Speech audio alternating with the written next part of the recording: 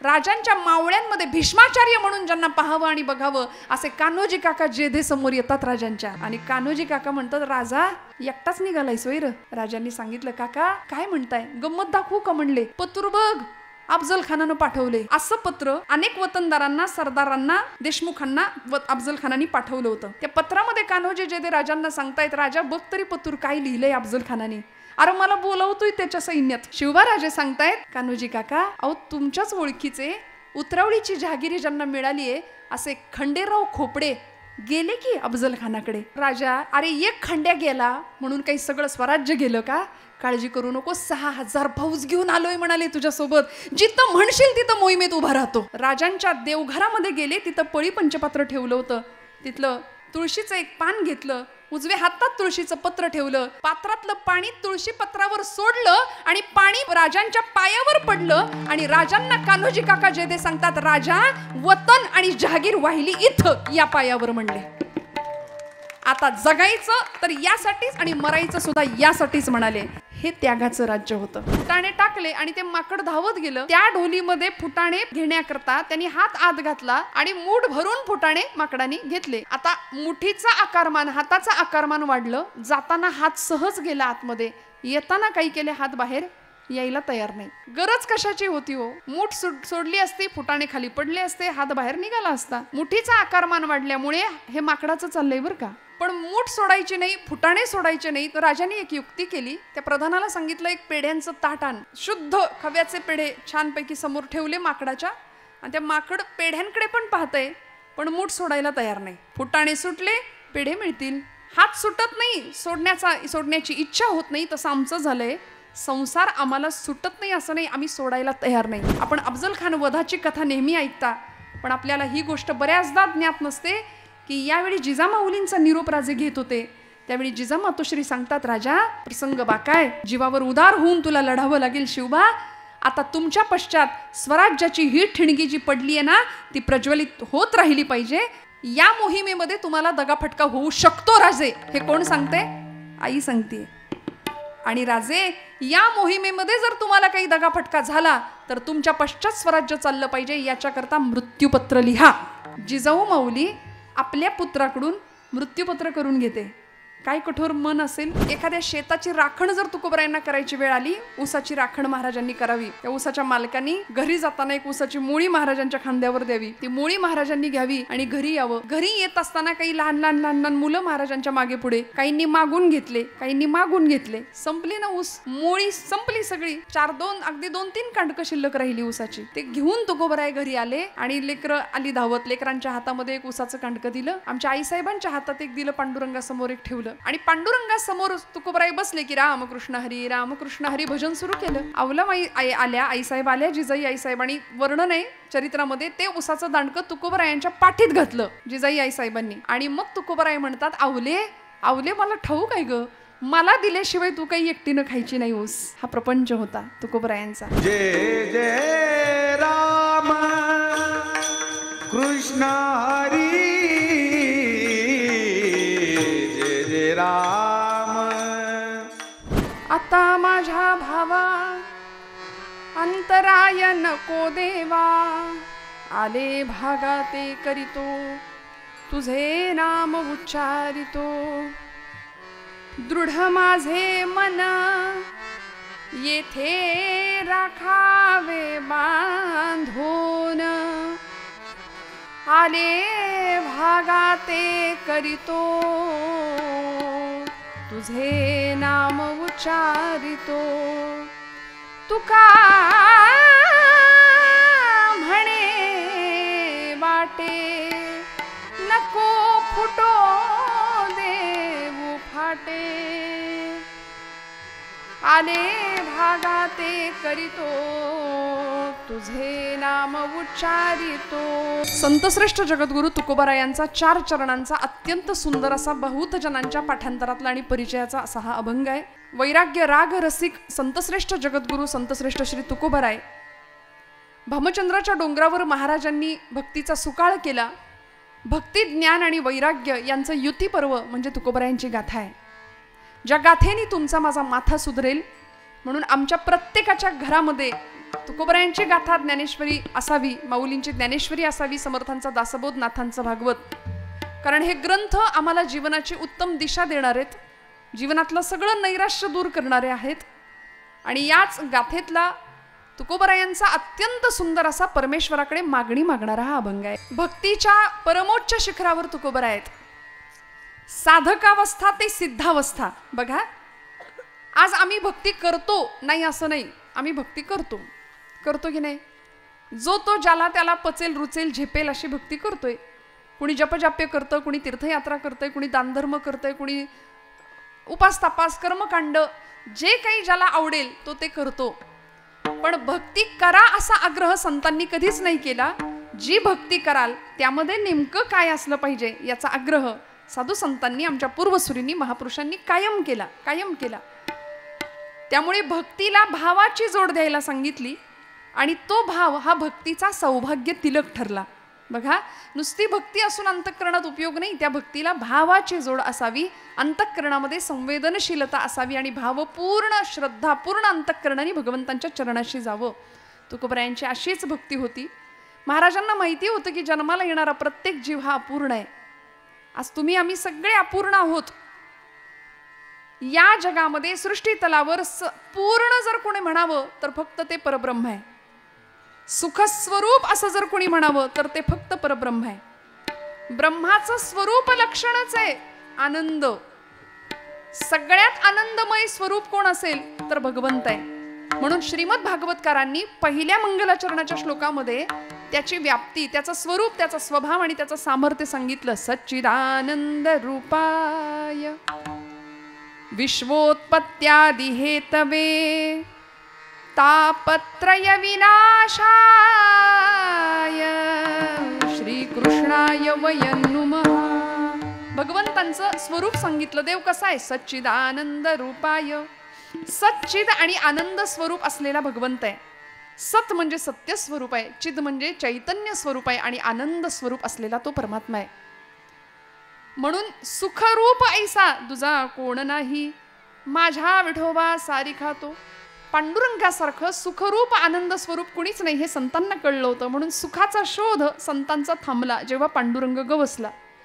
जेव्हा भगवंतांच्या पायाशी अत्यंतिक सुखाची प्राप्ती आहे हे कळलं, तेव्हा प्रपंचातला सुखाचा शोध संपला आणि भगवंताशी संतांचं एक सुंदर असं नातं जुळलं गेलं. ज्या तुकोबरायांचा अभंग आज आपण निरूपणाकरता घेतलाय, अतिशय सुंदर असं मागणं तुकोबराय मागतात. विहित आणि निषिद्ध असे मागण्याचे प्रकार आहेत. विहिताचं मागणं आणि निषिद्धाचं मागणं. देवा माझे मन लागो तुझे चरणी, विहिताचं मागणं आहे. आणि संसार व्यसनी पडो नेदी, निषिद्ध मागणं आहे. देवा काय काय कर, अमुक अमुक अमुक अमुक कर आणि हे करू नको. संतांनी मागणं मागितलं. उद्या काल्याची सेवा आहे म्हणून आज उपांत्य दिवसाला मी जागराचा मागणीपर अभंग घेतलाय. संप्रदायाचा दंडक आहे आदल्या दिवशी मागणीपर अभंग सांगावा. आणि काय मागायचं, भगवंताकडं मागायचं काय? खरं तर त्यांनी सगळं दिलंय. तो दाता आहे, त्यांनी दिलंय हे आमच्या लक्षात येत नाही म्हणून आमची झोळी कायम फाटलेली आहे. कायम आम्हाला मागायची इच्छा होते. जे वांछिले ते तू दिले, कल्पद्रुमा हे आदिमा हे अंतिमा, हे आदिमा हे अंतिमा. या मातीचे आकाश तू. बघा ना, या उत्सवी सृष्टीमध्ये त्यांनी आपल्याला जन्माला घातलं. हा पहिला मोठा उपकार आहे त्याचा आपल्यावरती. मनुष्य जीवन म्हणून, मनुष्य देह म्हणून जन्म दिला, नरदेह दिला. या नरदेहीचे निज्ञाने सच्चिदानंद पदवी घेणे, एवढा अधिकार नारायणे कृपावलोकने दिधला. बर देह असा दिला, नाही केलं आंधळं, नाही केलं पांगळं, उत्तम अव्यंग देह दिला, अव्यंग शरीर दिलं. दुर्लभात दुर्लभ असलेल्या गोष्टींपैकी आचार्य म्हणतात दुर्लभम त्रयमेव इतत् देवानुग्रह हेतुकम मनुष्यत्वम. पहिली गोष्ट मिळाली आम्हाला. मुमुक्षुत्वम, मोक्षाची इच्छा असणं. आम्हाला मोक्ष मिळाला पाहिजे. कुठल्या गावाला मिळतो मोक्ष? कुठे मिळतो मोक्ष? माऊली म्हणते येथे मोक्ष असे आयता श्रवणा माझी. इथं आयता मोक्ष आम्हाला मिळालाय. मुमुक्षुत्वम, आणि तिसरी गोष्ट आहे महापुरुष संश्रया, साधू संतांचा संग, सत्पुरुषांचा सहवास. या 3 गोष्टी अत्यंत दुर्लभ आहेत आणि त्या साधकाला मिळाव्यात. आम्ही मनुष्य म्हणून जन्माला आलो ना, आता या दिशेने आमचा प्रवास सुरू झाला पाहिजे. तुकोबरायांचा तो प्रवास होता. साधकावस्थेतली धडपड तुकोबरायांची इतकी विलक्षण होती की प्रपंच बाजूला ठेवला आणि परमार्थ करण्याकरता 8-8, 15-15 दिवस सतत बाहेर असायचे. सतत, एकदा आळंदी, एकदा पंढरपूर, भामचंद्राचा डोंगर, आणि त्या डोंगरावरती तुकोबरायांचे अभंग प्रसृत झाले. सुंदर पद्धतीने तुकोबरायांनी अभंग जन्माला घातले. महाज्ञान देती जगाला अभंग, जया भंग नाही असे ते अभंग. आज आमचा समाज दुभंग होतोय ना, पण संत वाङ्मय अभंग आहे. आणि दुभंगणाऱ्या समाजाला अभंग करण्याचं शाश्वत सामर्थ्य जर कशात असेल ना, तर ते संत वाङ्मयात आहे. महिला वर्ग, मी नेहमी असं सांगते, आपण एसटीने प्रवास करता की नाही? सगळे करत नसला तरी हो म्हणा ना. करता ना? लाल डब्यात कधी बसलाय? तुम्ही जागे आहात ना सगळे? हे आपल्यातलं अंतर खूप झालंय मला असं वाटतं उंचावर असल्या कारणाने. पण सगळे बोला, आपण एसटीने प्रवास करतो. महिला वर्ग, आपण आता सध्या सगळ्या लाडक्या बहिणी आहे, त्यामुळे आपल्या सगळीकडे आपला आवाज आहे की नाही? आपण एसटीने प्रवास करता, काय हट्ट असतो आपला, कुठं बसलं पाहिजे, एसटीत कुठे बसावं? ते तर इथलं वाघोली, डोमखेली या परिसरामध्ये तुम्हाला तितका अनुभव नसेल कदाचित एसटीचा प्रवास करण्याचा. पण काय आग्रह असतो आमचा त्या एसटीमध्ये कुठं बसलं पाहिजे, आपण पुढं बसण्याचा आग्रह असतो आमचा. मागे बसलो की सगळे आदळापट होते म्हणाले, म्हणून पुढं बसावं. ड्रायव्हर पासून जेवढ्या जवळ आम्ही बसू तेवढी धक्के दणके कमी बसतात. ड्रायव्हर पासून जितक्या लांब जाऊ तेवढी सगळी आदळापट असते. मग हे साधं एसटी ड्रायव्हरच्या बाबतीत आहे. अखिल कोट ब्रह्मांडाचा नायक, जगत चालक आपण म्हणतो परमात्म्याला. स्टेरिंग त्याच्या हातात आहे की नाही? क्लच, गिअर, ब्रेक सगळं त्याच्या हातात आहे, सगळं त्याच्या हातात आहे. मग त्या भगवंतापासून, त्या चालकापासून आपण जितके जवळ तितके धक्के दणके कमी आहेत आयुष्यामध्ये, या जीवनाच्या प्रवासामध्ये. त्या जगत चालकापासून आपण जितके लांब जाऊ ना, तितकी सगळी आदळापट आहे, लक्षात ठेवा. सगळी आदळापट आहे. मग तक्रार नाही करायची. आम्ही फार तक्रारी करतो, देवानं आमचं काहीच चांगलं नाही केलं. संतांच्या आयुष्यात काय होतं? ब्रह्मचैतन्य आपले गोंदवलेकर महाराज सातारचे फार सुंदर सांगतात. महाराज म्हणतात, प्रपंचातली प्रतिकूलता, बघा, प्रपंचातली प्रतिकूलता ही परमार्थाची अनुकूलता ठरते. प्रपंच प्रतिकूल असला ना की आमचा परमार्थ अनुकूल असतो. हे संतांचं सिद्धांत आहे, हे तत्व आहे. कारण प्रपंच सुखाचा असेल तर देव कुणालाच आठवत नाही. देव नाही आठवत. वेदना भगवंताकडे लवकर घेऊन जाते. माझी वाक्य लक्ष देऊ नये का? आमची वेदना भगवंताला आम्हाला जवळ करायला भाग पडते. दुःख में सुमिरन सब करे, सुख में करे नकोय, जो सुख में सुमिरन करे तो दुःख कहा से होय. आणि आम्ही अशी लबाड माणसं आहे की दुःखात भगवंत आठवतो. तुकोबराय म्हणतात, तिन्ही त्रिकाळ सर्व काळ तुझा संग मला लागला पाहिजे, तुझ्या नामाचा छंद मला लागावा.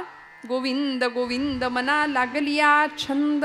भगवंताच्या रूपाचा, गुणांचा सुद्धा जीवाला छंद लागावा, ही अपेक्षा आहे संतांची.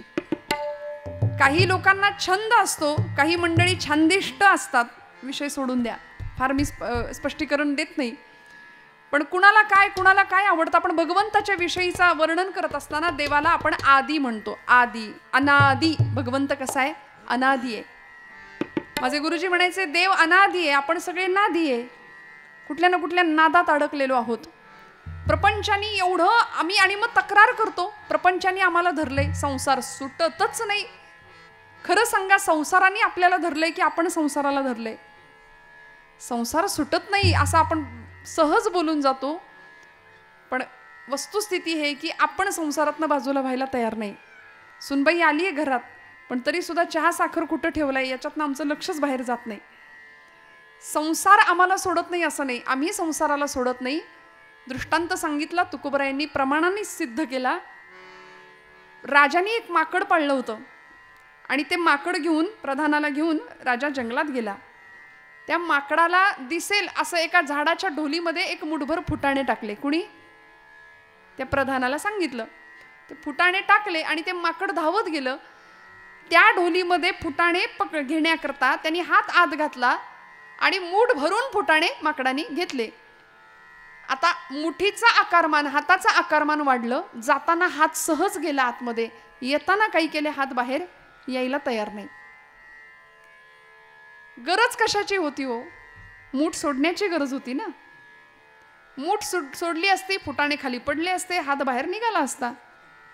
मुठीचा आकारमान वाढल्यामुळे हे माकडाचं चाललंय बरं का. हा, मुठीचा आकारमान वाढल्यामुळे हात बाहेर यायला तयार नाही. गरज काय होती? फुटाणे सोडण्याची. हात बाहेर आला असता. पण मूठ सोडायची नाही, फुटाणे सोडायचे नाही. तर राजाने एक युक्ती केली. त्या प्रधानाला सांगितलं, एक पेढ्यांचं ताट आण. भरपूर मस्त पेढ्यांनी भरलेलं, अगदी शुद्ध खव्याचे पेढे छानपैकी समोर ठेवले माकडाच्या. आणि त्या माकड पेढ्यांकडे पण पाहतंय, पण मूठ सोडायला तयार नाही. माकड पेढ्यांकडे सुद्धा पाहतंय आणि मूठ सोडायला तयार नाही. गरज काय? मूठ सोडायची. फुटाणे सुटले, पेढे मिळतील. पण फुटाण्यांनी भरलेली मूठ असल्या कारणाने हात बाहेर येईना, पेढेही नाही, फुटाणेही नाही. आमचंही असंच झालंय. डार्विनचा उत्क्रांतीवादाचा सिद्धांत आमची पोरं शाळेत शिकतात की नाही? आम्ही कुणाचे वंशज आहोत? आमची उत्क्रांती कुणापासून झाली? शाळेत म्हणे शिकवतात माकडापासून आमची उत्क्रांती झाली. हे असलं काही डोक्यात घ्यायचं नाही. पोरं शाळेत शिकू द्यात, घरी आल्यावर पोरांना सांगायचं असं काही नाही. आपण माकडापासून नाही तयार झालो, आपण मनूचे वंशज आहोत.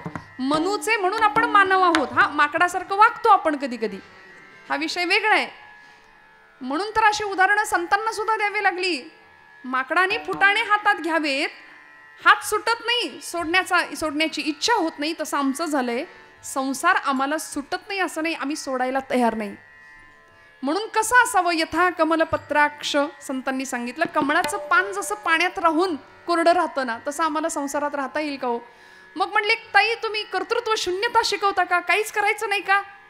संतांनी तर आधी कर्तृत्ववाद नाकारलाच आहे. असं आमची तरुण पिढी बऱ्याचदा आपल्या बुद्धीचे तारे तोडते. काय सांगितलं तुकोबरायांनी? काहीच करायचं नाही म्हणले. ठेविले अनंते तैसेची राहावे, चित्ती असो द्यावे समाधान. अरे बाबा, म्हटलं तसं नाहीये तुकोबरायांना म्हणायचं. संतांनी कर्तृत्ववादाला नकार नाही दिला. उत्तम कर्तृत्व करायचं. महाराज म्हणाले, जोडोन या धन उत्तम व्यवहारे. पण पुढचं वाक्य आम्ही सिरियसली घेत नाही, ही आमची अडचण आहे.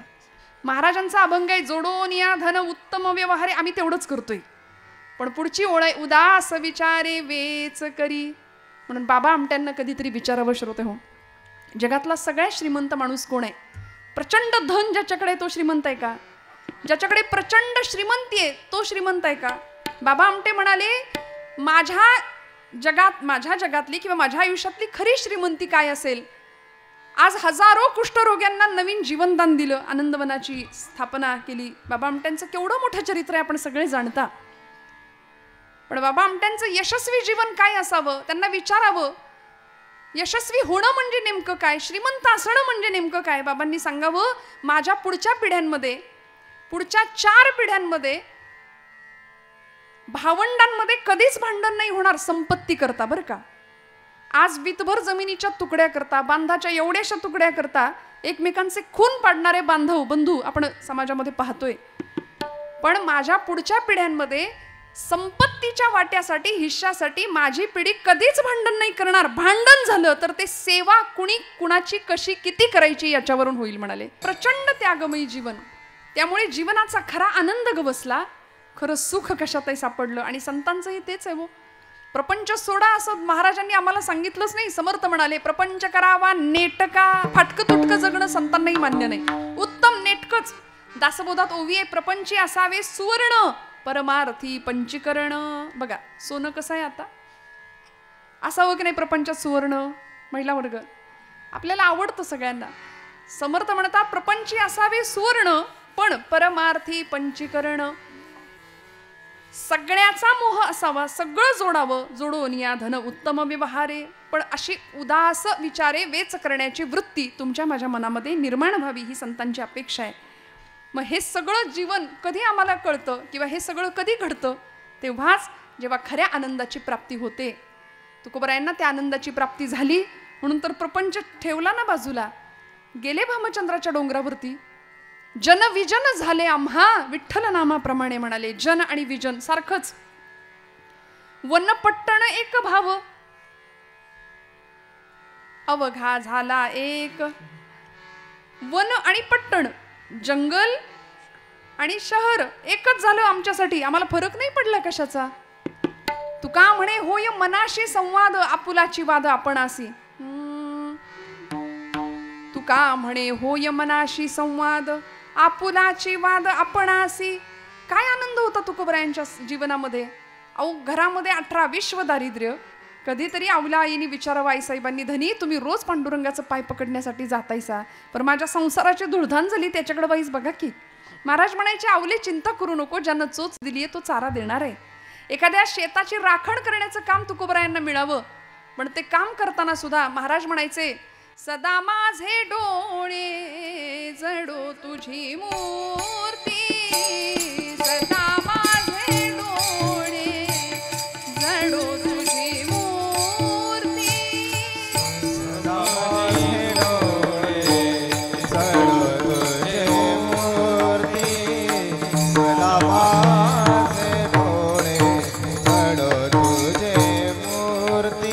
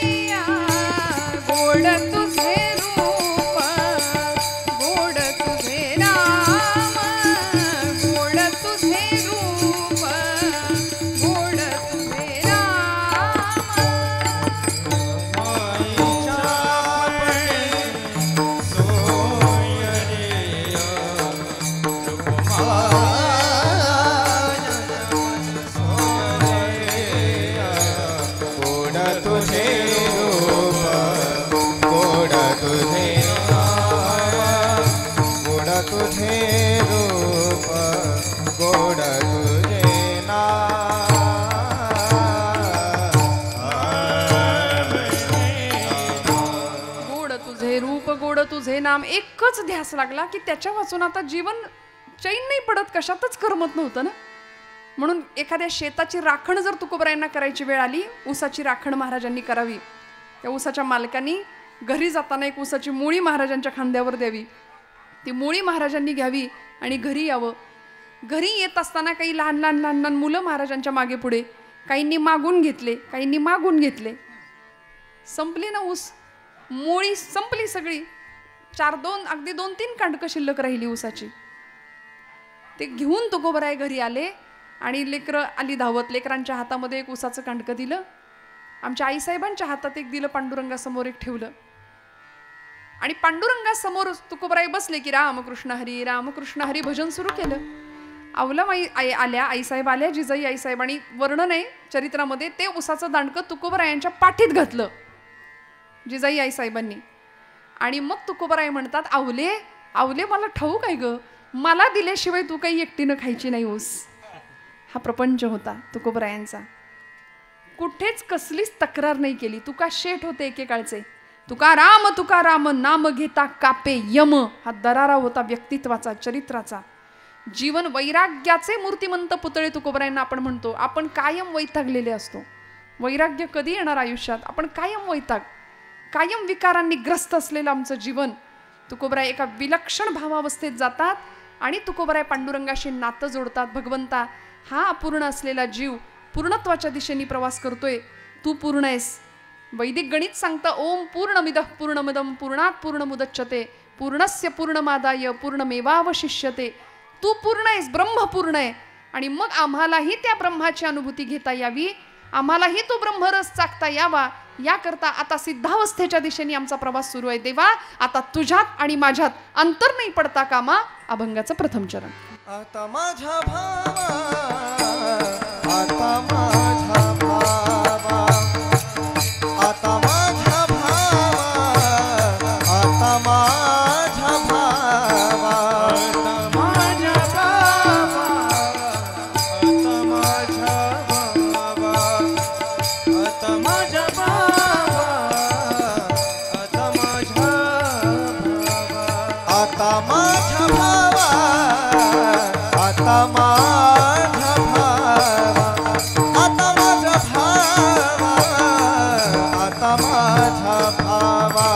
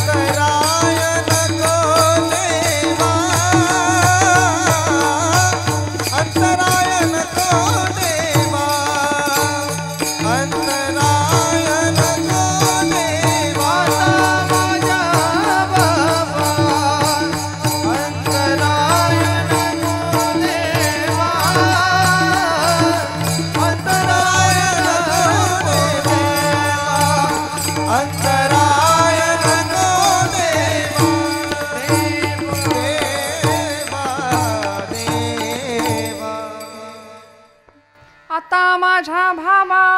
तुकोबराय एका विशिष्ट अवस्थेला आहेत, पांडुरंगाशी नातं जुळलंय आणि आता भगवंताला सांगतायत, आता देवा इथून पुढे आता तुझं माझं सख्य जुळलं ना, मी भक्त तू देव ऐसे करी. आता तुझं माझं नातं देवभक्ताचं आहे, तुझं माझं नातं मालक नोकराचं आहे, तुझं माझं नातं आई आणि बाळाचं आहे. तुका म्हणे माता वाहे तान्हुल्याची चिंता.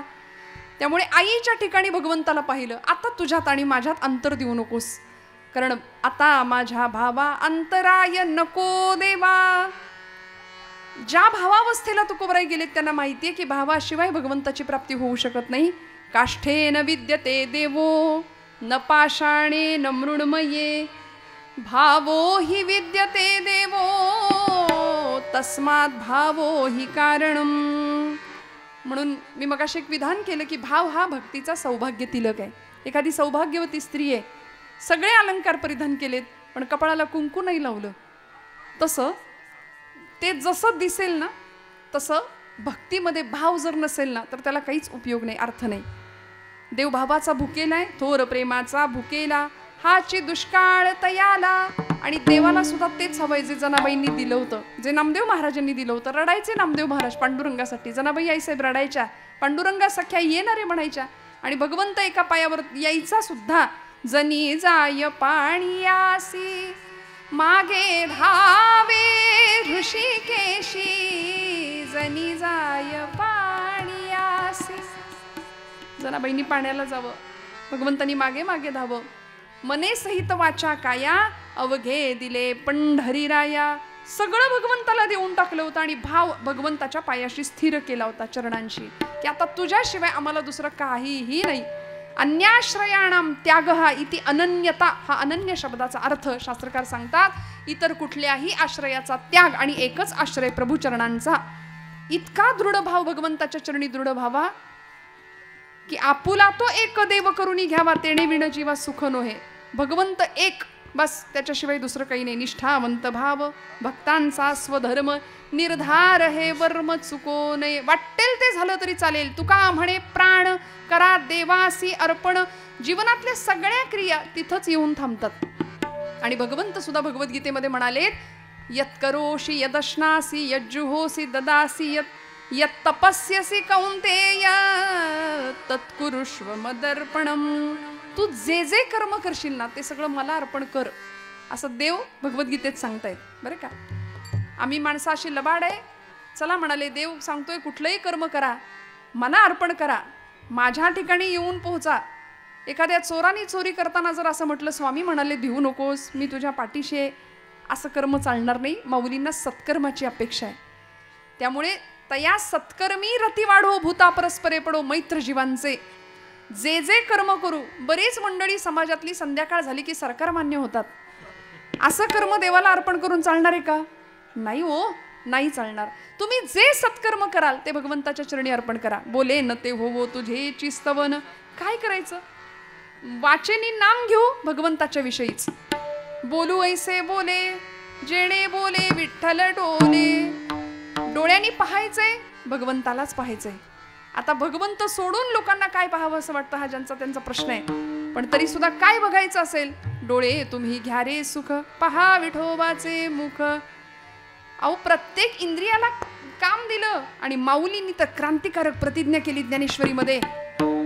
या कारणे मी बोलेन बोली अरूपाचे रूप दावीन.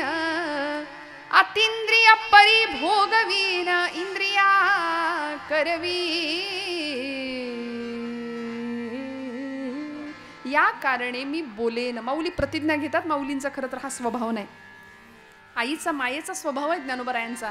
पण एखाद्या वेळी क्रांतिकारक प्रतिज्ञा घेतात आणि म्हणतात या कारणे मी बोलेन बोली अरूपाचे रूप दावीन. अतिंद्रिय असलेला निर्गुण असलेला परमात्मा मी या इंद्रियांना त्या अतिंद्रियाचा भोग घडवून आणीन. भगवंताला पाहण्याची दृष्टी संतांकडे विकसित झाली. आणि मग भावाचे प्रकार सुद्धा आम्हाला शास्त्रकारांनी सांगितले. शांत भाव आहे, सख्य भाव आहे, दास्य भाव आहे, वात्सल्य भाव आहे आणि माधुर्य भाव आहे. 5 प्रकार सांगितले.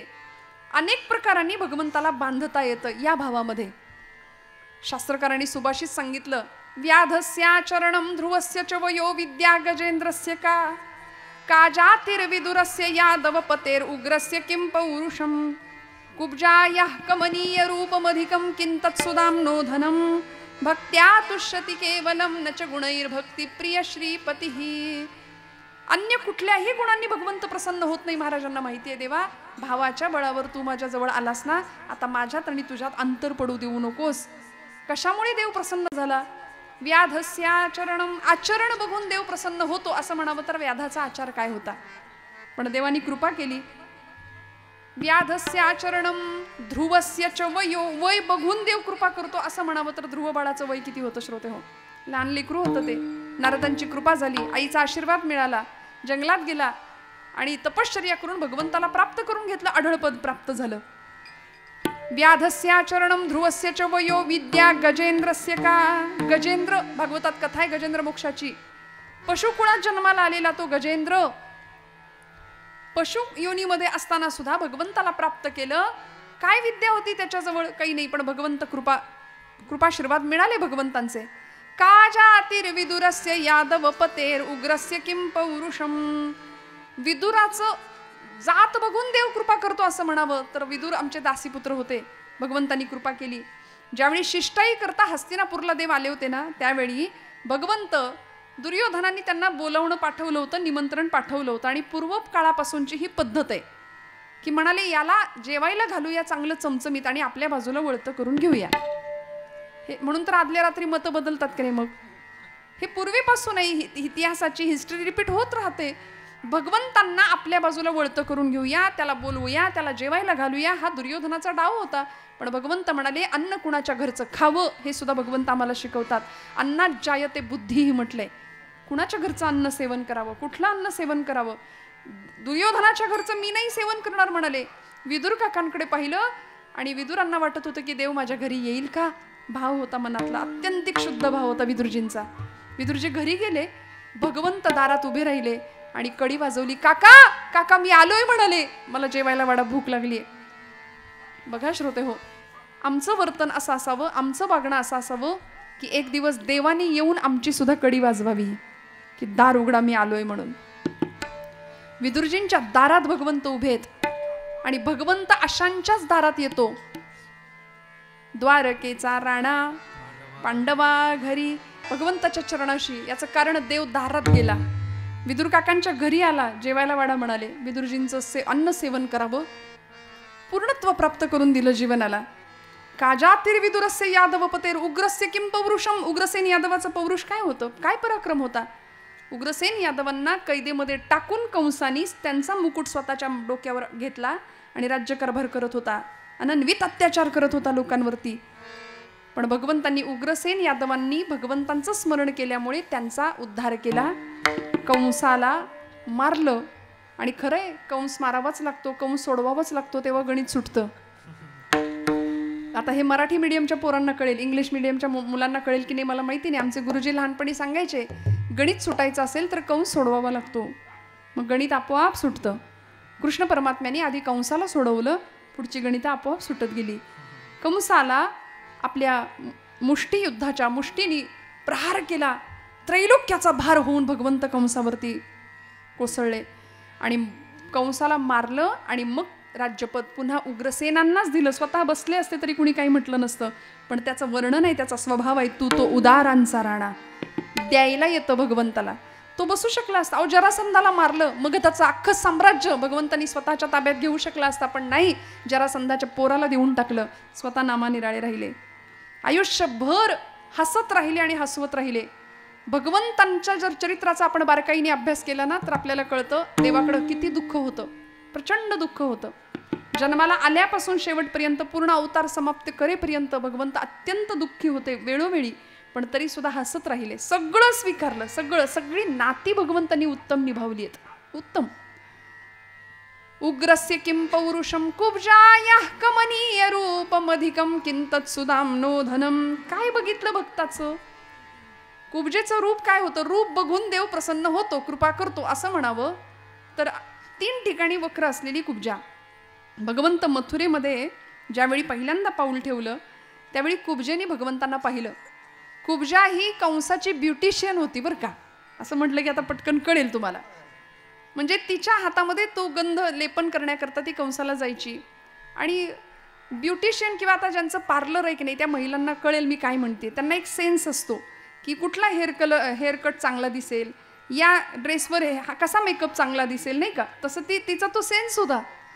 तिला भगवंतांना पाहिल्याबरोबर तिला असं वाटलं की मला याला सजवायचं आहे, जो मुळात सुंदर आहे त्याला सजवायची इच्छा झाली.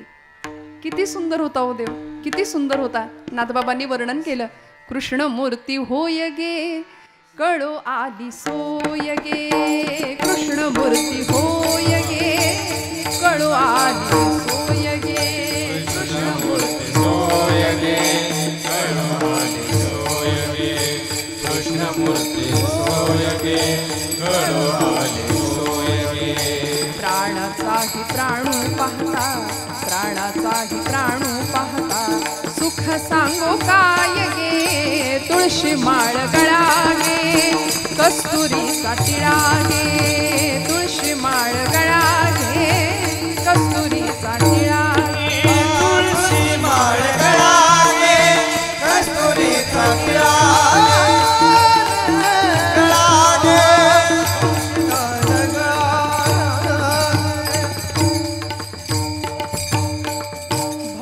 कृपेची माय गे, ओळखिली विठाई गे, एका जनार्दनी विठो जोडियले पाय गे, तुळशी माळ गळा गे, कस्तुरीचा टिळा गे. किती गोड आहे भगवंत. आणि कुब्जा भगवंतांच्या समोर जाते आणि देवाला म्हणते, देवा कृष्णा तुला सजवू का, तुला नटवू का. आणि भगवंतांनी तिच्या मनातला भाव जाणला आणि तिला हाक मारली, हे सुंदरी. अश्रुधारा व्हायला लागल्या डोळ्यातनं.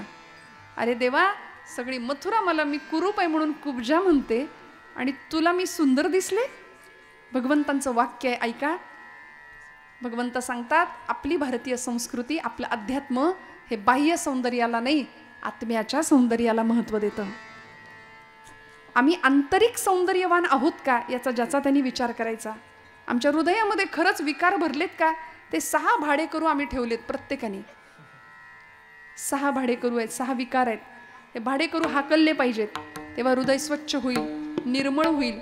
मग तुका म्हणे, देह नवे मी हे सरे, उरला उरे विठ्ठल. अशी अवस्था प्राप्त होते. मी आणि तो दोन नाही, देव माझ्यात येऊन स्थिरावला आणि मीच देव झालो.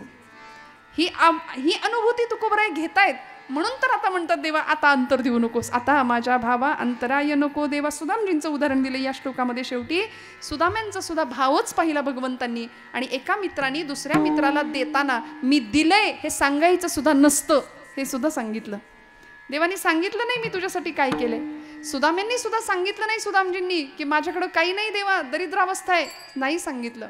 पण दोघांनी एकमेकांचा भाव जाणला आणि उत्तम अशी भक्तीची परिणती सुदामजींना मिळाली. तुकोबराय म्हणतात असा भाव मी तुझ्या चरणावर ठेवलाय ना, आता तुझ्यात आणि माझ्यात अंतर पडू देऊ नको देवा. आता माझ्या भावा अंतराय नको देवा. तू वाट्याला दिलेलं सगळं प्रारब्ध कर्म मी आनंदाने भोगायला तयार आहे. माझी तक्रार कुठलीच नाही. अभंगाचं दुसरं चरण.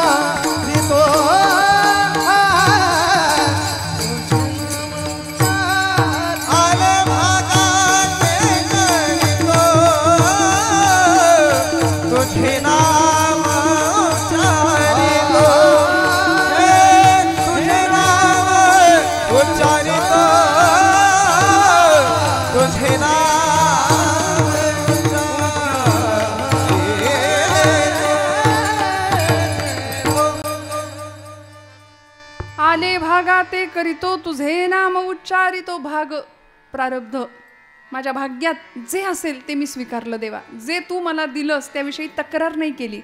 बघा संतांनी तक्रारी नाही केल्या, तक्रारी तुम्ही आम्ही करतो. संतांनी दंडवत घालून तुमच्या माझ्या कल्याणाची कामना केली, शाश्वत कल्याणाची. तक्रार संतांनी नाही केली, तक्रार कधी भगवंतांनी नाही केली. महापुरुषांनी क्रांतिकारकांनी कधीच नाही तक्रार केली. आता उद्या 18 तारीख आहे, परवा तिथी आहे फाल्गुन वद्य तृतीयेची. या देशाला हिंदू पदपादशाहीचं साम्राज्य निर्माण करणारे छत्रपती शिवाजी महाराज यांची जयंती सबंध महाराष्ट्रभर आनंदाने आम्ही हा दिवस साजरा करणार आहे. राजांचं नाव घेतलं तरी मुडद्यात सुद्धा प्राण यावा अशी ताकद आहे या नावामध्ये. रक्त सळसळतं आमचं. शिशिस्त वा वात्सल्य जी जिद्द यांचा त्रिवेणी संगम म्हणजे छत्रपती शिवाजी महाराज आहेत. त्यांना घडवणाऱ्या राजमाता आऊसाहेब जिजाबाई, जी जिद्द, ज्या जाज्वल्य देशप्रेम, बा बाणेदारपणा आणि ईश्वरार्पण बुद्धी म्हणजे जिजाबाई आईसाहेब आहेत. एका मातेनी मुलाला कसं घडवावं, किती उच्चतम मूल्य संस्कार प्रदान करावीत याचा जगासमोर आदर्श घालणारी ही मायलेकर आहेत. फक्त अंगावरचं दूध नाही पाजलं, प्रचंड प्रतिकूलतेतनं घडवलं आपल्या राजाला. का आले भागा ते करीतो पण तुझे नाम उच्चारितो. कारण सामर्थ्य आहे चळवळीचे, जो जो करील तयाचे, परंतु तेथे भगवंताचे अधिष्ठान पाहिजे. लढूनच साम्राज्य मिळवता येईल, त्यागानेच स्वराज्य उभं राहील. भोग असतो तिथे स्वराज्य नसतं. जिथे भोग आहे तिथे नरक राज्य आहे, जिथं त्याग आहे तिथं स्वराज्य आहे. श्रोते हो, आणि असं स्वराज्य 350-400 वर्षापूर्वी या भूमीमध्ये निर्माण केलं गेलं. एका मातेनं आपल्या लेकराच्या डोळ्यामध्ये स्वराज्याचं दिव्य स्वप्न पाहिलं. प्रचंड प्रतिकूलतेतनं राजांना मोठं केलं की ज्या पुण्याच्या आजूबाजूला राखेचे डोंगर साचलेले आहेत, माणसं परागंदा झालेली, देशोधडीला लागलेली, आपल्याच घरच्या बाया बापड्यांना आपल्या डोळ्यासमोर ओढत आणून फरफटत आणून अब्रू लुटताना पाहण्यापलीकडं दुसरा इलाज उरला नव्हता. इतकी भीषण परिस्थिती. कित्येक ब्राह्मणी गुजरणी भ्रष्टविल्या, किती एक देशांतरा त्या विकिल्या, किती एक हाल होवोनी मेल्या. असं विलक्षण काळ जो होता, त्या काळामध्ये छत्रपती शिवप्रभूंच्या 5 वर्षाचं वय असताना त्या डोळ्यामध्ये स्वराज्याचं दिव्य अंजन घालणं आणि त्या दृष्टीनं त्याला कार्यप्रवृत्त करणं, हे एका आईनं घडवलेला इतिहास आहे या भूमीमध्ये. म्हणून मी कधी कधी धाडसाने विधान करते, छत्रपती लोकांना वाटतं शंभू महादेवांचा अवतार आहे, पण असं नाही ना झालं. असा देवीला आशीर्वाद दिला, इकडून काहीतरी प्रकाश आला आणि राजे तयार झाले, असं तर नाही झालं. काय कष्ट घेतलेत माझ्या आऊसाहेबांनी, किती झिजल्यात माझ्या आऊसाहेब. तू वाटेल ते कर, वाटेल तसा वाग. नाही आताची आई म्हणते असं. म्हणजे बाळ रडलं की त्या बाळाचा पाळणा टीव्ही समोर येतो, मग आपण तक्रार करतो की पोरगं आमचं बिघडलंय, मोबाईल सोडत नाही. पण आमच्यावर खूप मोठी जबाबदारी आहे. वडीलच जर रोज पानपट्टीवर जात असतील तर मुलगा दुसरं काय करणार आहे? काय जबाबदारी असेल? प्रचंड प्रतिकूलतेतनं स्वराज्याचं ध्येय एकनिष्ठतेने सांभाळलं आणि त्या दृष्टीने प्रवास केला, त्या दृष्टीने वाटचाल केली त्या दिशेने. म्हणून तर स्वराज्यावर आलेली सगळी विघ्न पचवली. आले भागा ते करीतो, तुझे नाम उच्चारितो. तुकोबरायांना गुरुस्थानी छत्रपती शिवप्रभू समजतात, मानतात आणि महाराज भक्ती आणि शक्तीचा सुरेख संगम राजांच्या जीवनामध्ये भरतात. इकडे समर्थ राष्ट्रगुरु समर्थ रामदास स्वामी राजांना क्षात्र तेजाचं उत्तम स्फुल्लिंग त्यांच्या जीवनामध्ये प्रज्वलित करतात. राजे मोठे होतात, अनेक संकट स्वराज्याच्या दिशेने चालून येतात. अफजल खान नावाचं क्रूरकर्मा पठाण प्रतापगडाच्या दिशेने येतो ना, त्यावेळी आदिलशहाच्या दरबारामध्ये चांदीच्या तबकातला तो विडा उचलतो आणि बडी बेगम साहिबाला तो अफजल खान सांगतो कि मैं शिवाजी को पकड़ के लाऊंगा, शिवाजी को पहाड़ का चूहा है, उसे यूं पकड़ के लाऊंगा. बड़ी बेगम साहिबा म्हणते ना, चूहे को पकड़ने के लिए कितनी फौज चाहिए? तो अफजल खान म्हणतो, यू ही कोई 20-22 हजार, 22,000 उंदरासाठी. तेवढंच घोडदळ, तेवढंच हत्तीदळ, तेवढंच पायदळ. किती वर्ष चालेल म्हणाले मोहीम? अफजल खान म्हणतो 3 बरस तक चलेगी ये हमारी मोहीम. त्याचं त्यालाच खात्री नव्हती की मी राजाला मारू शकेन की नाही.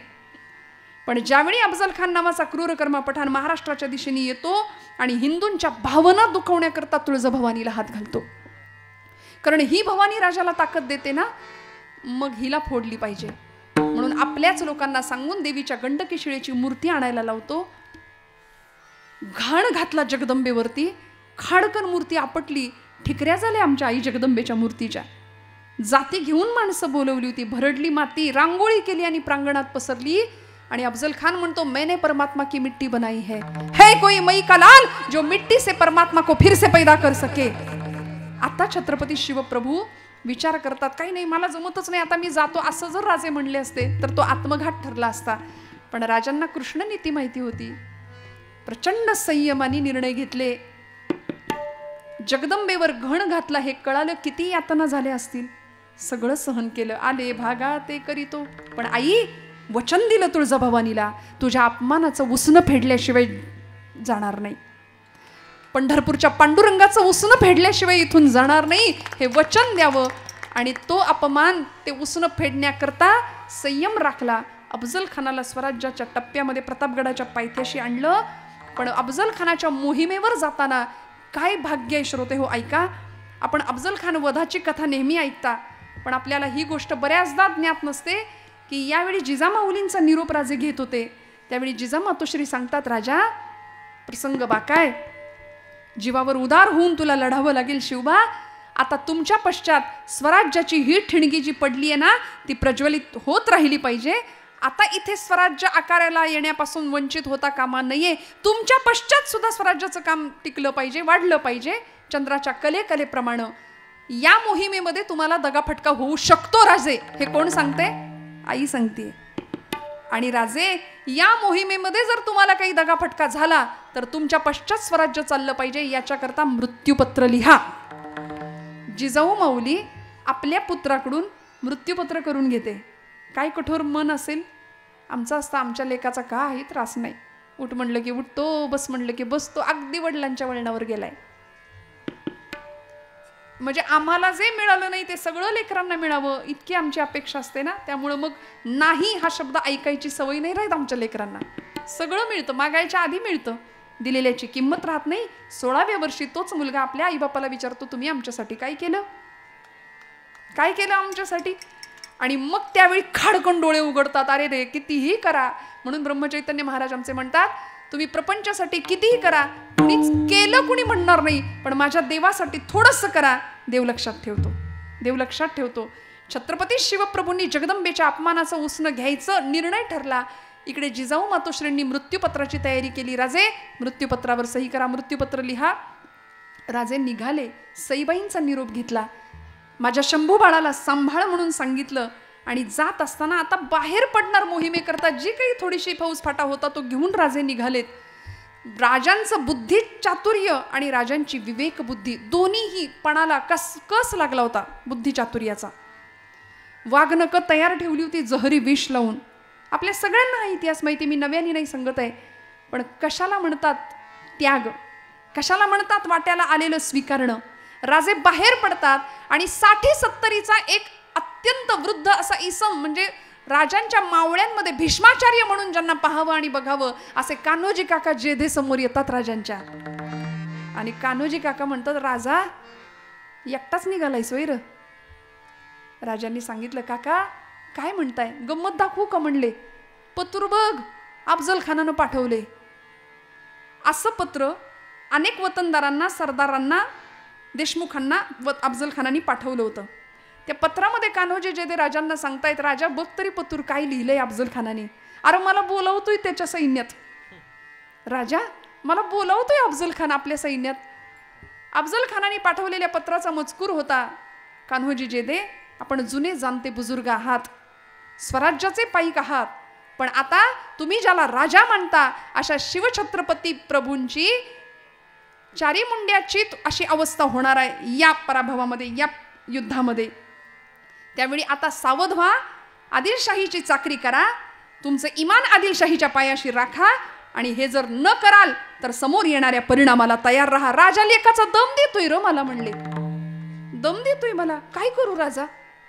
छत्रपती शिवप्रभू 27-28 वर्षाचं वय आहे, कान्होजी जेधे 60-70चं वय आहे.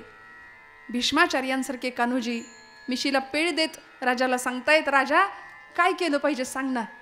शिवबाराजे सांगतायत, कान्होजी काका अहो तुमच्याच ओळखीचे उतरावळीची जहागिरी ज्यांना मिळाली आहे असे खंडेराव खोपडे गेले की अफजल खानाकडे.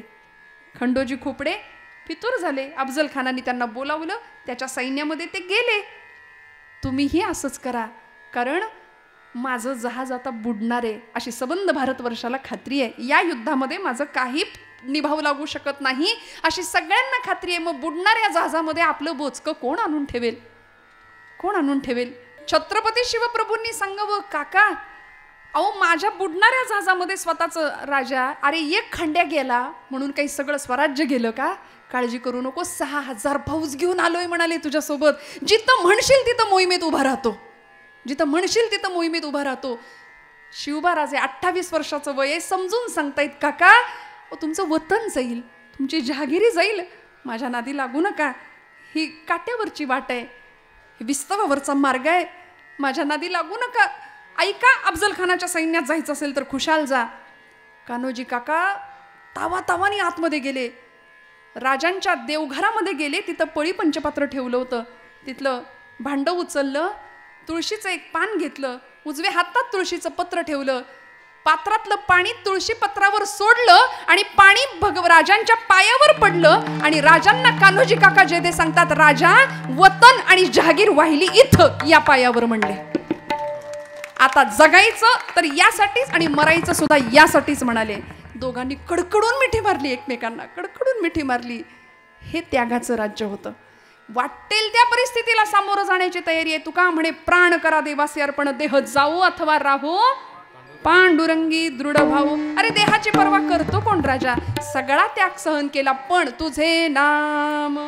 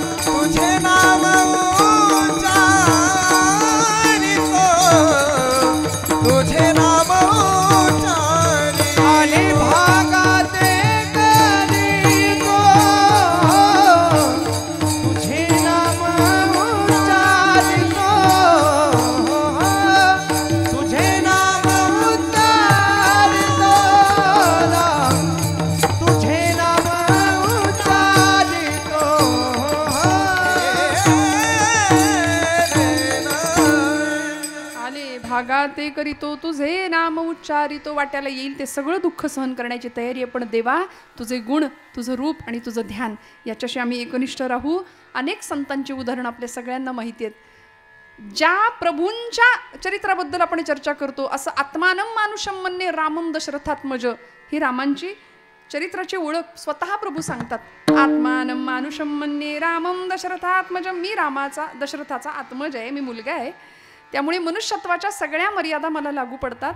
माझ्या सीताचं हरण झालं त्यावेळी झाडाला, वेलीला, वृक्षाला मी सीते सीते करून रडलो, जसा सामान्य एखादा नवरा रडेल तसा. त्यामुळे मी माणूस म्हणून जन्माला आलो, मनुष्यत्वाच्या सगळ्या मर्यादा आहे. याच्या उलट गोपाळकृष्ण सर्व धर्मान परित्यज्य मामेकम शरणम व्रज, ते त्याच्या आयडेंटिफिकेशन देतात भगवंत. मी कोण? सर्व धर्मान परित्यज्य मामेकम शरणम व्रज. पण भगवान गोपालकृष्ण असू देत किंवा प्रभू रामचंद्र असू दे, आपल्या आपल्या अवतारामध्ये सुद्धा देवांनी किती सहन केलं. शेवटच्या क्षणी कुरुक्षेत्रावर ज्यावेळी सगळा संहार होतो, कौरवांचा निर्वंश होतो, त्यावेळी गांधारी माता शाप देते भगवंतांना की कृष्णा, हे सगळं तू जाणीवपूर्वक घडवून आणलंस, तुला शाप देते. आज 100 पुत्रांची आई असून सुद्धा मी निर्वंश झाला माझ्या कौरवांचा, मी निपुत्रिक झाले ना, तुझ्या डोळ्यासमोर यदुवंशाचा नाश होताना तू पाहशील आणि निर्जन वनात एकटा मृत्यूला सामोरा जाशील. भगवंतांनी सहन केला. हा आशीर्वाद सुद्धा, हा शाप सुद्धा आशीर्वाद म्हणून स्वीकार केला. गांधारी मातेला सांगतात, आई आय एक्सेप्ट इट, तुझा शाप सुद्धा मी आशीर्वाद म्हणून स्वीकारतो. स्वीकारलं. इकडे कैकेयी मातेनी रामा अवतारामध्ये ज्यावेळी प्रभूंना वनवासाला जाण्याकरता वचनं मागितली दशरथ राजाकडून, त्यावेळी आत्ता कळालं होतं की उद्या राज्याभिषेक आहे. बघा, आता कळालं होतं आपल्याला उद्या गादीवर बसायचंय. काही वेळानंतर कळतंय गादी विधी काही नाही, वल्कल परिधान करायचे ना, वनवासाला काय होईल, आजच्या रामाचं काय होईल. आकाश पाहता सत्य, सगळी भूक सत्तेसाठी, संपत्तीसाठी आहे की नाही, खुर्चीसाठी. आत्ताचा राम काय करेल? का रामांचं चरित्र या देशाच्या तरुण पिढीने ऐकायचं? त्यागाचा सर्वोत्तम आदर्श म्हणजे प्रभू रामचंद्र आहे. का रामप्रभूंचं आणि भरतांचं चरित्र ऐकायचं? 2 भावंडांनी कसं असलं पाहिजे हे सांगणारं भरत आणि रामांचं चरित्र प्रत्येक तरुणाने ऐकावं, प्रत्येकाने ऐकावं. रामप्रभू वनवासाला जायला तितक्याच निर्विकल्प अवस्थेमध्ये तयार झाले. इकडं सीतामाईंना निरोप द्यायला गेले प्रभू रामचंद्र की सीते मी येतो म्हणून. कल्पना करा काय झालं असेल एका सौभाग्यवती स्त्रीचं, पतिव्रतेचं. जनक राजाकडून निरोप आला होता, सीता जानकी निघून ये, बरं का, निघून ये, ते 14 वर्षांचा वनवास झाला की मग तुला मी अयोध्येत पाठवतो, असं वडिलांनी निरोप पाठवला होता. आत्ताची सीता असती तर बॅग भरली असती की नाही लगेच, ते तिकडं वनवास तुमचा बघा, मी चालले माझ्या घरी. पण नाही हो, सीतामाईंकडे ज्यावेळी प्रभू रामचंद्र येतात ना, त्यावेळी आईसाहेब सांगतात, निरोप कसला माझा घेता. महाराष्ट्राचे आधुनिक वाल्मिकी गदी माडगुळकर आणि बाबूजींची चाल. काय सीतामाईंचा त्याग आहे, मी येणार तुमच्या बरोबर, माझा कसला निरोप मागता. निरोप कसला माझा घेता, जेथे राघव तेथे सीता, जेथे राघव तेथे सीता, ज्या मार्गी हे चरण चालती, त्या मार्गी मी तुमच्या पुढती. वनवासाची मला न भीती, संगे आपण भाग्य विधाता, जेथे राघव तेथे सीता, जेथे राघव तेथे सीता. हसतमुखाने आईसाहेब म्हणून पतिव्रतांमध्ये ज्यांचं नाव आहे अशा अहिल्या, द्रौपदी, सीता, तारा, मंदोदरीस्तताम, पंचकन्याम स्मरे नित्यम वेदवाणी प्रवर्तते, अशा सीतामाईंचा त्याग. तुकोबराय म्हणतात, देवा तूही सोसलंस, मग आम्ही सोसलं तर त्यात काय नवल. आता माझ्या भावा अंतराय नको देवा, आले भागा ते करीतो तुझे नाम उच्चारितो. दृढ माझे मन येथे राखावे बांधोन, आले भागा ते करीतो तुझे नाम उच्चारितो. तुकोबरायांनी मागणी मागितली, देवा सगळं मान्य, मी तुझ्या चरणी भाव स्थिर केला, पण माझं मन नावाचं जे प्रकरण आहे ते इतकं नष्ट भ्रष्ट कुलिष्ट आहे, ते सगळीकडे धावतं पण इकडे येत नाही. आपण म्हणतो पोरगं ऐकतच नाही, ऐकतच नाही. आई वडिलांच्या तक्रारी असतात की नाही, कार्ट ऐकायलाच तयार नाही. दिवसातनं 10 वेळा आई म्हणते, ऐकतच नाही. आई म्हणलं बहिरा आहे का? म्हणलं बहिरा नाही, सगळं ऐकायला येतं पण जेवढं ऐकायला पाहिजे ते ऐकत नाही, नको तेच बरोबर ऐकतं. तसं हे मन नावाचं मूल सुद्धा असंच आहे, नको ते बरोबर ऐकतं. म्हणून तर या मनाला उपदेश करावे लागले समर्थ रामदास स्वामींना. मना सज्जना भक्तिपंथेची जावे, तरी श्रीहरी पाविजे तो स्वभावे. जनी निंद्यते सर्व सोडोनी द्यावे, जनी वंद्यते सर्व भावे करावे. किती सोपं आहे हो, काय अवघड आहे. हरिपाठ आणि मनोबोध हे 2 ग्रंथ असेल सगळ्यांनी जवळ बाळगावेत कायम. मोठी ज्ञानेश्वरी गाथा आपल्याला कायम नाही वागवता आली, ठीक आहे, पण निदान हे 2 ग्रंथ असेल. एका हरिपाठासाठी ज्ञानोबांचे 1000 वेळा पाय पकडले तरी कमी ठरतील. हरी हरी हरी मंत्र हा शिवाचा, म्हणती जे वाचा तया मोक्ष. जिवंतपणे मोक्षाची अनुभूती माऊली आम्हाला हरिपाठातनं करून देतात. काय ताकद आहे. आईची माया, पित्याचं प्रेम. आज ज्ञानोबांच्या तुकोबांच्या रूपाने आई आणि बाप, ज्याला कुणी नाही ना त्याला ज्ञानोबा आहेत, तुकोबा आहेत, एवढं लक्षात ठेवावं. कारण प्रपंच आम्हाला शेवटपर्यंत टिकत नाही. देव सोयरा देव सोयरा देव सोयरा दीनांचा. तुझे नाम उच्चारितो म्हटलं ना, मनापासून भगवंताचं नाम घ्यावं, तक्रार न करता आलेल्या परिस्थितीचा सामना करावा. म्हणजे प्रतिकूलतेवर सुद्धा मात करणं हे आमच्या महापुरुषांनी आम्हाला शिकवलं, आमच्या संतांनी आम्हाला शिकवलं, देशभक्तांनी देवभक्तांनी सगळ्यांनी शिकवलं. स्वातंत्र्यवीर सावरकरांचं चरित्र आपण जाणता. सावरकर म्हणायचे, देहाकडून देशाकडे जाताना, देहाकडून देवाकडे जाताना मध्ये देश लागतो आणि त्या देशाला मी काहीतरी माझं देणं लागतो. मग इथे आलेल्या प्रत्येक मनुष्य जीवानी ठरवायचं, मी माझ्या गावाला, मी माझ्या मातीला, मी माझ्या समाजाला, मी माझ्या देशाला काहीतरी देणं लागतोय. ते देणं दिल्याशिवाय इथून जायचं नाही. भगवंताला जे आवडतं ते त्याचं नाम त्याला द्यायचं. आणि सध्या नामाशिवाय पर्याय नाही भगवंताच्या. अत्यंत गोड असं तुकोबरायांचा अभंग आहे. आता माझ्या भावा अंतराय नको देवा. श्रोते हो, मी फक्त एक कविता सांगून आपला समारोप घेणार आहे. आमचा हिंदू धर्म ही भगवी पताका, या सगळ्याबद्दल अभिमान वाटावा. सध्या हिंदू जाती जातीमध्ये विभागला जातो आणि मग पतित होण्याची कारणं आहेत अनेक. त्यामध्ये हे एक कारण आहे की आम्ही जातीपातीत विभागलो गेलो. हा अमुक जातीतला, तो अमुक जातीतला. मराठा या शब्दाची व्याख्या छत्रपतींनीच आम्हाला सांगावी. समर्थ म्हणाले, मराठा ती तुका मिळवावा, महाराष्ट्र धर्म वाढवावा. अवघा मराठा. कोण मराठा? 96 कुळी 92 कुळी मराठा नाही, जो भगव्यासाठी लढतो तो मराठा. जो स्वतःच्या प्राणांची पर्वा न करता भगव्यासाठी धारातीर्थी पडतो तो मराठा. म्हणून आचार्य अत्रेंनी सुद्धा मराठीची व्याख्या सांगितली. कुणाला म्हणायचं मराठी माणूस? ज्याला माझ्या ज्ञानोबरायांची एक तरी ओवी पाठ आहे तो मराठी, ज्याला माझ्या तुकोबरायांचा एक तरी अभंग पाठ आहे तो मराठी, आणि ज्यांनी शिवछत्रपती प्रभूंचा एक तरी गड पायाखालनं घालून आणलाय त्याला म्हणायचं मराठी. किती सोपं आहे. कशाला गोंधळ करून ठेवतो जीवनाचा, आयुष्याचा. इतकं सोपं सहज जीवन असताना सुद्धा आम्ही ते क्लिष्ट करून ठेवतो. नको त्या वादामध्ये अडकतो. वादापेक्षा संवादामध्ये राहावं, चांगलं ऐकावं, चांगलं श्रवण करावं आणि जीवनाचा उत्कर्ष एका छान दिशेने आमचा घडावा. आमच्या येणाऱ्या पिढीसाठी उत्तम आदर्श तयार व्हावेत आणि येणाऱ्या पिढीने सुद्धा आदर्श म्हणून उत्तमांनाच स्वीकार करावं. कारण आता कुणाकडे बघून जीवन वाट चालावी असं विचारावं तरुण पोरांना तर पटकन मनात एखाद्या हिरोईनचं नाव येतं, एखाद्या हिरोचं नाव येतं. प्रोफाईल पिक्चरवर, डीपीवर अशी चित्र लागतात. मदर डे, फादर डे आला की तेवढ्यापुरते आई वडील आठवतात. अंतःकरणाच्या प्रोफाईलवर रोज आईचा फोटो असावा, रोज बापाचं चित्र असावं. 500 किलोमीटरवरच्या एखाद्या मित्राला गुड मॉर्निंगचा मेसेज आपण पटकन रिप्लाय करतो, पण घरात असलेल्या आईचा चेहरा सुद्धा आम्ही दिवस दिवस पाहत नाही. या जगातलं सगळ्यात सुंदर स्त्री कोण असा जर प्रश्न विचारला ना माझ्या तरुण भावंडांना, मी सांगेन की माझ्या आई इतकं जगात सुंदर कुणीच नाही. हे छाती ठोकपणे सांगा, कुणीच असू शकत नाही. मगाशी म्हटलं ना आत्मिक सौंदर्य.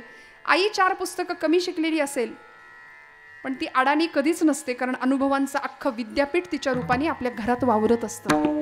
म्हणून जिजामातांकडे पाहायचं, म्हणून छत्रपतींचं जीवनचरित्र अनुभवायचं.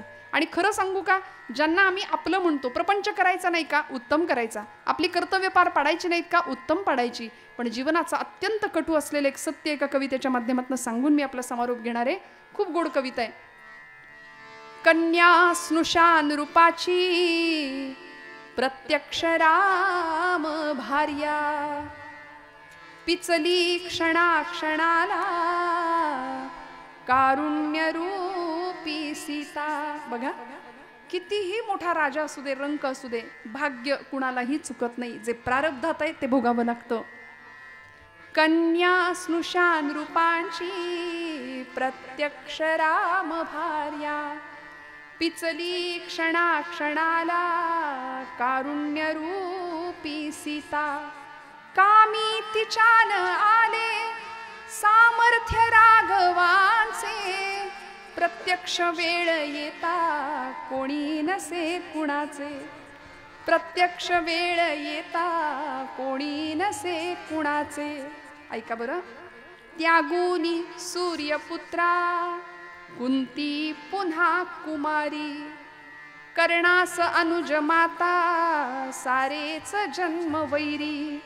कौतुक का करावे त्या रक्तबंधनांचे, प्रत्यक्ष वेळ येता कोणी नसे कुणाचे. केली द्युतात उभी साक्षात कृष्ण भगिनी. पांचाली होती, याज्ञसेनी होती, द्रुपद राजकन्या होती, पण काय वाट्याला आलं?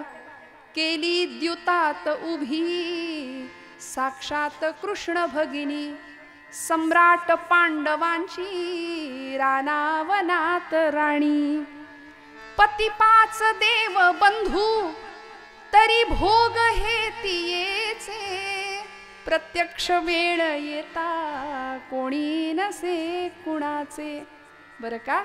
ठेवू नको अपेक्षा असल्या जगाकडूनी, निरपेक्ष आचरी तू कर्तव्य प्रेम दोन्ही. मग चालू दे सुखाने अवहेरणे जगाचे, प्रत्यक्ष वेळ येता कोणी नसे कुणाचे. आणि हाच आशय तुकोबाराय सांगतात, देवा या वाटेवर मी चालतोय ना, आता या वाटेवर तुझ्या आणि माझ्यामध्ये कुठलेही फाटे पडू देऊ नकोस.